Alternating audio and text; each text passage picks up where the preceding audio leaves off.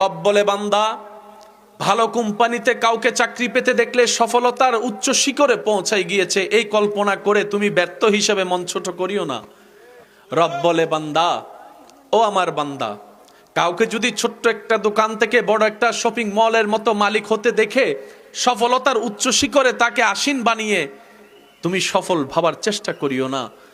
ও আমার বান্দা, সফল তো সেই নয় যার কাছে রেঞ্জ রোভার আছে, ল্যান্ড ক্রুইজার আছে। সফল তো সেই নয় যার কাছে ডুপ্লেক্স বাড়ি আছে। সফল তো সেই নয় যে দেশ থেকে বিদেশ গিয়ে অনেক টাকা কামিয়ে দেশের সে ভাঙ্গা গড়টাকে 10তলা বিল্ডিং বানিয়েছে।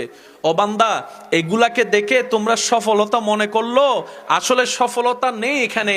একটু ভেবে দেখো, আব্দুল করিম রেঞ্জ রোভার কিনেছে, তুমি যাকে সফল মনে করছো, এই আব্দুল করিম মারা যাওয়ার সাথে সাথেই রেঞ্জ রোভারটা অন্য কেউ ব্যবহার করবে।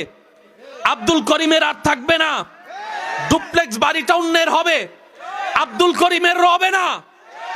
ওই বিদেশের ডলারগুলা অন্য কেউ মালিকানা দাবি করবে, আব্দুল করিমের আর মালিকানায় থাকবে না।